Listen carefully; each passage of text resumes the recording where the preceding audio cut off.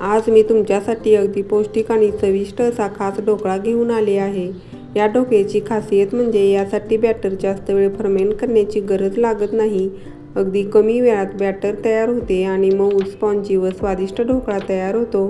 हा ढोकळा बेसनाचा नसून पौष्टिक मूग डाळीपासून बनवलेला आहे. प्रथिने आणि पोषक घटकांनी भरपूर असलेला हा ढोकळा नाश्त्यासाठी एक उत्तम पर्याय आहे. घरातील लहानांपासून मोठ्यापर्यंत सर्वांना आवडेल अशी ही सोपी आणि हेल्दी रेसिपी आहे. तुम्हाला रेसिपी आवडली तर लाईक करा, हाईप द्या आणि चॅनेलला सबस्क्राईब करा. नमस्कार, सानवीज हेल्दी रेसिपीमध्ये सर्वांचे मनपूर्वक स्वागत. चला तर स्पॉन्जी ढोकळा बनवायला सुरुवात करूया. त्यासाठी इथे मी 1 वाटी मुगाची डाळ घेतलेली आहे. ज्या वाटीने मुगाची डाळ घेतलेली आहे त्याच वाटीने पाव वाटी पोहे घेतलेले आहेत. हे पोहे नेहमी आपण घरामध्ये जे नाश्त्यासाठी पोहे बनवतो ते जाड पोहे मी इथे वापरलेले आहेत. आता डाळ आणि पोहे पाण्याने स्वच्छ धुवून घ्यायचे आहेत. साधारण 2 ते 3 वेळा पाण्याने हे स्वच्छ धुवून घ्यायचे आहे, म्हणजे मग त्याच्यातील धूळ संपूर्णपणे निघून जाते. आता यामध्ये त्याच वाटीने पाऊण वाटी रवा घ्यायचा आहे. तसेच अगदी चिमूटभर हळद घालायची आहे. ढोकळा बनवताना कधीही जास्त हळद घालायची नाही, नाहीतर ढोकळ्याचा रंग बिघडू शकतो. आणि चवीनुसार मीठ घालायचं आहे. आता यामध्ये त्याच वाटीने 2 वाट्या ताक घालायचं आहे. ताक घेत असताना आंबट असं ताक घ्यायचं आहे, म्हणजे मग ढोकळ्याची चव छान होते. जर तुमच्याकडे ताक आंबट नसेल तर त्यामध्ये अर्धा लिंबू पिळून घालू शकता. आता हे सर्व एकत्र मिक्स करून घ्यायचं आहे. इथे डाळ पाण्यामध्ये भिजत घालायची नाही, तर ती ताकामध्ये भिजत घालायची आहे.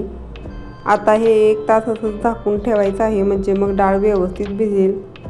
आता 1 तासानंतर तुम्ही इथे पाहू शकता डाळ अगदी व्यवस्थित भिजलेली आहे. तसेच रवा देखील छान फुलून आलेला आहे. मिश्रण थोडंसं घट्ट दिसत आहे. आता हे व्यवस्थित हलवून घ्यायचं आहे आणि मिक्सरला हे बारीक वाटून घ्यायचं आहे. मिश्रण वाटून घेत असताना त्यामध्ये अजिबात पाणी घालायची गरज भासत नाही. याच्यामध्ये जे ताक मिसळलेलं आहे त्यामध्येच मिश्रण अगदी व्यवस्थित वाटून तयार होतं. इथे मी 2 हिरव्या मिरच्या, 1 इंच आलं आणि 1 चमचा जिरे मिक्सरला दरदरीत असं वाटून घेतलेलं आहे. आता हे यामध्ये घालायचं आहे आणि याला टोपण लावून बारीक करून घ्यायचं आहे. तुम्ही इथे पाहू शकता मी डाळ मिक्सरला बारीक वाटून घेतलेली आहे. हे मिश्रण वाटत असताना यामध्ये अजिबात पाणी घातलेलं नाही. ताकामध्येच हे मिश्रण अगदी व्यवस्थित बारीक होतं. अशाच पद्धतीने इथे मी सर्व डाळ बारीक करून घेतलेली आहे. डाळ बारीक करत असताना फक्त सुरुवातीलाच मिरचीची पेस्ट घातली होती. त्यामुळे आता हे सर्व बॅटर व्यवस्थित मिक्स करून घ्यायचं आहे, म्हणजे मग सगळीकडे मिरचीची पेस्ट अगदी व्यवस्थित मिक्स केली जाईल. आता हे बॅटर जास्त आहे, एका वेळेस याचा ढोकळा तयार होणार नाही. त्यामुळे मी निम्मं बॅटर एका भांड्यामध्ये काढून ठेवत आहे आणि निम्म्या बॅटरचा ढोकळा बनवून दाखवणार आहे.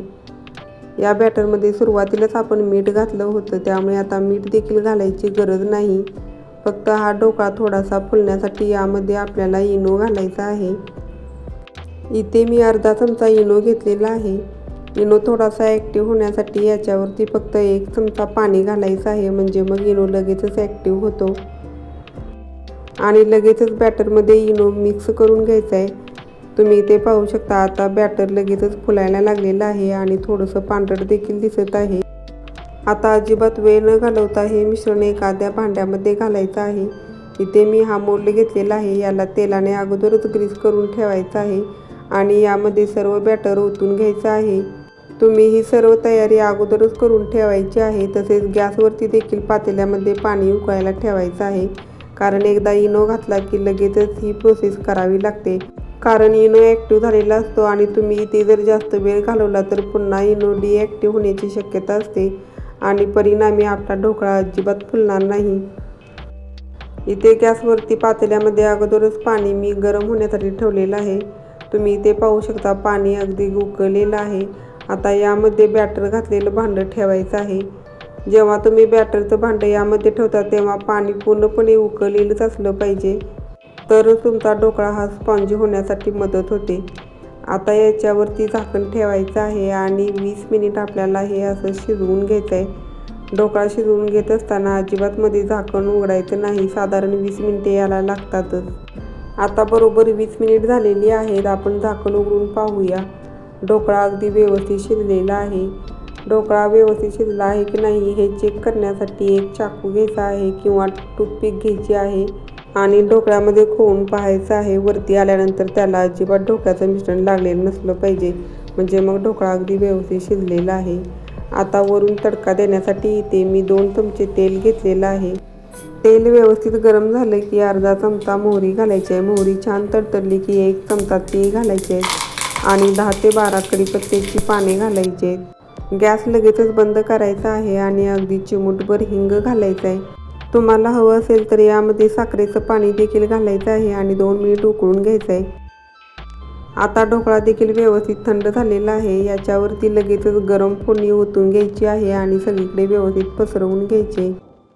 फोडणी गरम असताना ढोकळ्यावरती ओतल्यामुळे लगेचच ती ढोकळ्यामध्ये मुरली जाते आणि तुम्हाला हव्या त्या शेपमध्ये ढोकळा कट करून घ्यायचा आहे. इथे मी स्क्वेअर शेपमध्ये ढोकळा कट करून घेत आहे आणि यामधून ढोकळा काढत असताना ढोकळा पूर्णपणे थंड झालेला असला पाहिजे, म्हणजे मग तो अगदी व्यवस्थित निघतो.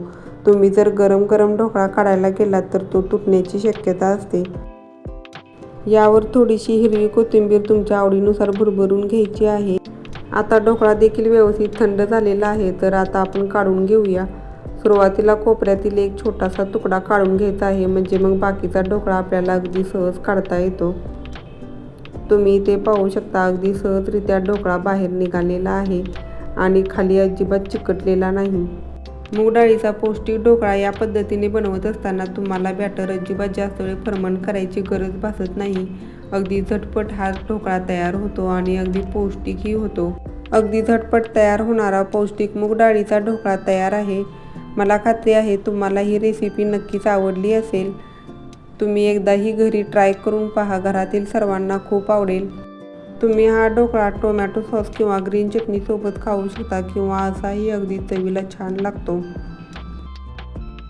मी तुम्हाला जवळून एक ढोकळा दाखवते. अगदी स्पॉन्जी असा ढोकळा तयार झालेला आहे आणि आतून तर तुम्ही पाहू शकता अगदी याला छान जाळी आलेली आहे. तुम्हाला पौष्टिक मूग डाळीचा स्पॉन्जी ढोकळा रेसिपी आवडली असेल तर रेसिपीला लाईक करा, कमेंट करा आणि हाईप द्यायला अजिबात विसरू नका. तसेच चॅनेलला सबस्क्राईब देखील करा.